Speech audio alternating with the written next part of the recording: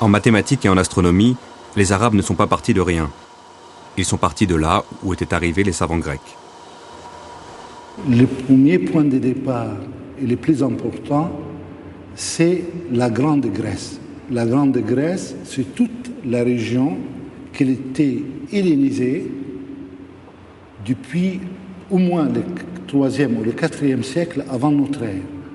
Et donc, il y avait toutes les sources scientifiques laissées par les savants hellénistiques qui ont cultivé aussi bien les mathématiques que l'astronomie, que la médecine, que la philosophie, que le reste.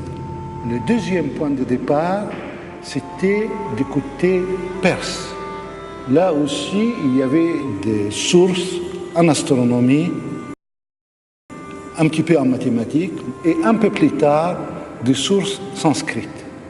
Donc, on avait la Grèce, l'ancien Perse, le sanskrit et le syriaque. De sorte que ce qui est important, ce n'est pas simplement la multiplicité des sources. Ce qui est important, que c'est pour la première fois dans l'histoire, ces sources vont être traduites en arabe et vont être groupées dans une même langue. Et toutes ces sources vont être maintenant lues et étudiées en arabe, ce qui crée la première, pour ainsi dire, bibliothèque internationale au sens du monde de l'époque. Le deuxième élément important, qu'il y a des chapitres qui n'ont aucun rapport avec les mathématiques grecques ou avec la science grecque. La notation des nombres n'est pas d'origine grecque. Les 10 chiffres de 0 à 9, appelés en Europe chiffres arabes, nous permettent d'écrire n'importe quel nombre avec une simplicité et une rigueur accessibles à tous. C'est aux Arabes que l'Europe doit d'avoir pris connaissance il y a près de 1000 ans de ce formidable outil qui a trouvé sa forme achevée en Inde dans les premiers siècles de l'ère chrétienne. Bien sûr, on savait exprimer et écrire les nombres bien avant cette époque.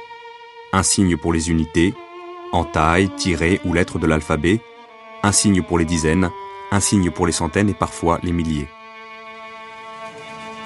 Mais tous ces systèmes avaient une ambiguïté fondamentale. La position des chiffres n'avait qu'une importance relative, et de plus, dans certains cas, comme la numérotation romaine, rien n'interdisait d'écrire en principe un nombre, par exemple 14, sous différentes formes. Pour les très grands nombres, les calculs devenaient alors inextricables. La numération décimale indo-arabe possède sur tous ces systèmes un avantage décisif. La position du chiffre dans le nombre donne une information essentielle. Dans le nombre 1958, la seule position du chiffre nous fait savoir que le 1 désigne les milliers, le 9 les centaines, le 5 les dizaines et le 8 les unités. Un rang est-il absent? L'écriture nous en signale le silence avec le 0. À lui seul, ce mot 0 est une page d'histoire. Les Indiens l'appelaient en sanskrit vide, sunya. Les Arabes ont choisi le mot arabe signifiant vide, sifr, pour le désigner. De là, le mot a voyagé dans les langues d'Europe. Sifr, sifra, chiffre. Mais aussi sifr, zéphirum, zévéro, zéro. Le calcul indien, comme l'appelaient eux-mêmes les Arabes, a fait son apparition en Europe au XIIe siècle, à travers un texte latin issu d'un livre composé en arabe 3 siècles plus tôt à Bagdad. Son auteur, Muhammad ibn Musa al-Khawarizmi, a vu son nom propre donner naissance à un nom commun, l'algorithme. Procédure de calcul qui va avoir une efficacité foudroyante par rapport aux anciennes méthodes à base de boulier et d'abac. Le mot algorithme n'est autre que la forme francisée du mot latin algorithmus, lequel, à son tour, est la forme latinisée de al-Khawarizmi. Cet immense savant travaillait avec bien d'autres auprès du calife Al-Ma'amoum, au IXe siècle à Bagdad. Il a constitué l'algèbre en science. Et le mot algèbre nous vient aussi du titre arabe de son ouvrage consacré aux équations, Kitab al-Jabr wal-Muqabala. À quel souci répondait cet ouvrage? Certes, Al-Khawarizmi entendait aider ses contemporains dans leurs échanges commerciaux, leurs mesures d'arpentage ou leurs problèmes d'héritage. En cela, il n'était pas le premier.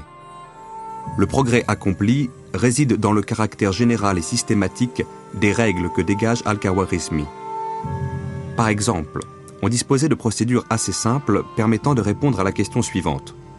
J'ajoute à la surface d'un champ carré 10 fois le côté de ce champ et je trouve 39 unités de monnaie. Quelle est la superficie de ce champ et la longueur de son côté? Grâce à Al-Khawarizmi, nous écrivons aujourd'hui le problème sous la forme de l'équation générale x au carré plus 10x égale 39. X est la chose inconnue, x au carré en est la deuxième puissance, c'est-à-dire la nouvelle surface du champ. C'est une équation qui resservira pour tous les problèmes du même type. Al-Khawarizmi la résout en raisonnant géométriquement sur des surfaces. Et nous pouvons justifier pleinement les règles de calcul qui nous conduisent à la solution, dans notre cas, x égale 3. Cette nouvelle démarche, c'est l'algèbre en train de naître. Elle est inventée par Al-Khawarizmi. Mais ce qui est nouveau pour Khawarizmi, c'est deux choses. L'un, c'est de concevoir une théorie générale des équations. Il ne s'agit pas de résoudre cette équation ou de cette équation. Non, il s'agit d'avoir toutes les classes d'une équation, enfin, tout un type d'équation et résoudre les types. Quel était le résultat? Le résultat, que pour la première fois dans l'histoire, nous avons une discipline qui traite des objets généraux, des objets qui peuvent être aussi bien géométriques qu'arithmétiques. Or, ceci a offert aux mathématiques, à l'ensemble des mathématiques, des possibilités qui n'ont jamais existé auparavant. Aussitôt élaboré,